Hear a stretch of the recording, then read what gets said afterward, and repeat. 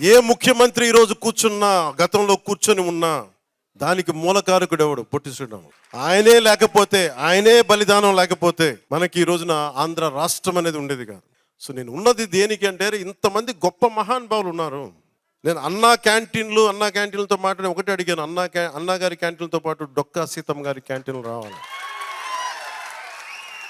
అన్నా క్యాంటీన్లు ప్రారంభిస్తున్నప్పుడు దాంట్లో కొంత భాగం డొక్కా సీతమ్మ గారి క్యాంటీన్లు కూడా ఉంటాయి.